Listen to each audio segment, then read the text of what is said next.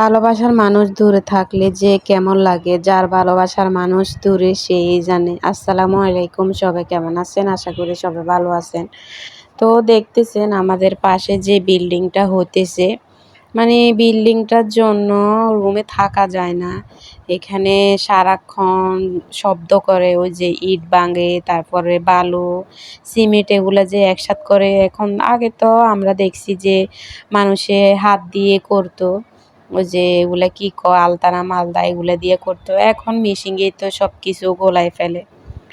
তো এর জন্য মানে শব্দ সারাক্ষণ। তারপরে এই যে এখন আবার ছাদ ঢালাই হবে, তো ছাদ ঢালাই করার জন্য এগুলাকেও ঠিক করতেছে। তো এগুলা মানে সারাক্ষণ শব্দ, একদম রুমের পাশে তো, মানে জানালা বন্ধ করলো যে, বন্ধ না করলো সেই। জীবনটা মনে হয় যে কেমন জানি হয়ে গেছে, মানে রাস্তার পাশে রুম আমি আর জীবনেও লইব না, এত শব্দ। আর আপনাদের ভাইয়া যাওয়ার পর থেকে আমি ৩ বেলা ভাত কখনোই খাই নাই। ৩ বেলা ভাত আমার খাওয়াই হয় নাই। ২ বেলা না কিংবা ১ বেলা ভাত খাইছি। তো সকালে আমার মেয়ে বলতেছে, মানে ও তো বলতে পারে না, ও হাত দিয়ে দেখাইতেছে যে ও আসলে পেয়ারা খাবে। তো আমি পেয়ারা কাটছি। ও ওই যে পেয়ারার মানে মাঝখানের এইটুক খায়, আরগুলা খায় না। তা আমাকে দেখাইতেছে যে ভিডিওতে, মানে আমি ভিডিও করতেছি, ও হাত দিয়ে দেখাইতেছে। অনেক সময় হাতকে নাড়া দিয়ে নিয়ে যায় আর অনেক সময় দেখায়। এখানে আমি ভাত নিছি, একটা ডিম হাফ বল করে নিছি, আর এখানে কালকে যে তরকারি রান্না করছি ওই তরকারিটা নিছি। দেখেন ভাত আমি খাচ্ছি কখন? আসর নামাজের পরে। সারাদিন কিছুই খাই নাই, ওই যে পেয়ারাইটা খাইছি। খাওয়ার পর আর একটা হানি খাইছিলাম। এটা খাওয়ার পরে আমি সারাদিন আর না খাওয়া মানে খাইতেই মন চায় না। তো ভাত খাইতে মন চায় না, এর জন্য বলতেছি আজকে তাহলে একটু বিরিয়ানি করে নিই। তো আদা রসুন বাটা, মানে আদা আমি ওই দিন ইয়ের সাথে দিই নাই বলে, এর জন্য এখন আদাটা বেটে নিচ্ছি। আর এখানে পেঁয়াজ কেটে নিয়েছি, তারপর রসুন বাটা, জিরা বাটা এগুলা তো আছে।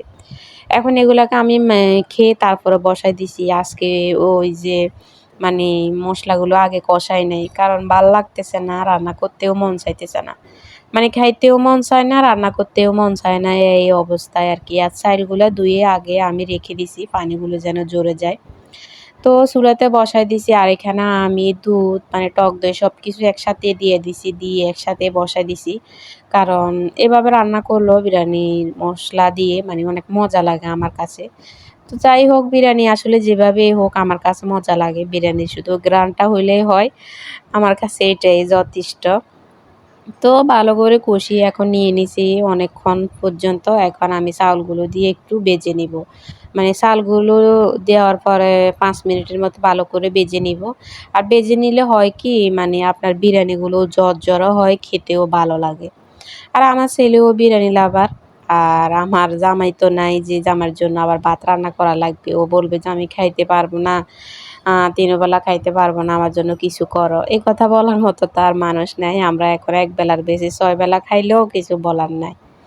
তো এগুলাকে আসলে আমি ভালো করে করে নিচ্ছি। আসলে আপনাদের ভাইয়াকে আমি খুব মিস করি। আর সে আসলে বাড়িতে গেলেও ওর জন্য আমার খুবই মন মানে টাঙ্গা থাকে। ওর জন্য আমার খুবই কান্না আসে। ওকে খুবই মিস করি। ও আমাদেরকে খুব মিস করে। কালকে রাতের প্রায় ৪টা বাজে ফোন দিছে, বলতেছে আমি স্বপ্নে খারাপ দেখছি, এর জন্য ফোন দিছি। আমাকে বলতেছে তোমার কি অবস্থা, আমার ছেলেকে ধরো, আমার ছেলের কি অবস্থা। তো ওদেরকে আসলে আমি দুজনকেই একসাথে ২ পাশে দুজনকে নিয়ে ঘুমাই। তো এখন পরে দেখতেছি না আমার ছেলে ঠিক আছে। বলছি না ছেলে তো ঠিক আছে, সমস্যা নেই। বলতেছে আচ্ছা ঠিক আছে, ভালো থাকলে তো ভালো। তো এদিকে আমি এই যে আমি ঝোলটা পানিটা দিয়ে দিছি। এখন পানিটা না কমে গেছে। এখন আমি ঢাকনা দিয়ে ঢেকে দিব। না হলে আবার ছাল, ছাল থেকে যাবে, তখন খেতে আর ভালো লাগবে না।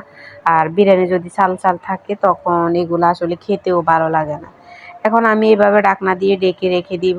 আর ঢাকনা দিয়ে দেখে রাখার পরে দেখবেন যে অনেক সুন্দর ঝরঝরা হয়ে যাবে। এদিকে আমার ছেলে মেয়ে, আমার ছেলে লিখতে বসছে আর আমার মেয়ে ও চুল ধরে টানতেছে, ওর সাথে দুষ্টামি করতেছে। মানে এত দুষ্টামি করে আমার মেয়ে। একটু মানুষে বলে না যে সন্তান একাকিত্বর সঙ্গী, আসলে এটা সত্য। আমার মেয়ে যদি আমার কাছে না থাকতো, আমার মেয়ে যদি না হইতো, তাহলে আমি পুরাই আরও আগেই মরে যেতাম, মানে আমার যে পরিস্থিতি। তো আমার মেয়ে আমার আসলে একাকিত্বর সঙ্গী। ও আমাকে সবসময় হাসায়। কিছু হইলে একটু যদি ব্যথা পায় বলবে, তো তো মানে এইভাবে বলবে। তো ও সারাক্ষণে মানে আমার দিকে খেয়াল রাখে। ছোট হলেও আমার প্রতি অনেক ওর কেয়ার। এটা আমার সাইতে খুবই ভালো লাগে। আর এখানে আমি একটা খাতা করতেছি। আসলে সারাক্ষণ রুমের ভিতরে একলা, একলা ভালো লাগে না। তো এর জন্য একটা খাতা নিছি, যে বসে, বসে খাতা না, এটা আমি আসলে নকশি চাদর আরকি, চাদর বানাইতেছি। একটা এরকম একটা চাদর কিনতে গেলে এখন ৩,০০০ ৪,০০০ টাকা ওরা বলে। তো এত টাকা না দিয়ে আমি কষ্ট করে বানালেই তো ভালো। আসলে আমার আইডিয়া হইছে এটা, আমি নিজে বানাবো। নিজের কাছে নিজের জিনিসটা সুন্দর করে বানালাম, নিজের কাছে ভালোই লাগলো। অন্যজনের কাছ থেকে কিনলাম, কেমন মনের ভিতরে খুদুর-নুদুর যে ওরা এভাবে দিছে, এটা হইছে। মানে কেমন একটা চিন্তা-জান্তা। তো এর জন্য মানে এটা করতেছি। আর এদিকে আমার বিরিয়ানিটাও হয়ে গেছে। বিরিয়ানিটা এখন নামিয়ে ফেলবো। আর ছেলেকে খেতে দিব। ছেলে খাওয়ার পরে ছেলে ঘুমাইবে। আর আমি তো রাতের ১২টা-১টা বাজে আমার ঘুমাইতে, ঘুমাইতে ঘুমা হয় না। ঘুমের জন্য অনেক কিছু চেষ্টা করি, কিন্তু ঘুমে হয় না, কি করব আর। তো দেখেন আমার বিরিয়ানিটা অনেক ঝরঝরে হইছে। আর যখন ঠান্ডা হবে এটা একদম ঝরঝরে হয়ে যাবে। তো আপনারা আসলে যারা ভাত খাইতে মন চায় না তারা এগুলো একটু বানায় খাবেন। এখন হোটেলে গেলে ১৫০-৩০০ টাকা নিয়ে যাবে, কিন্তু মন ভরে খাওয়া হয় না।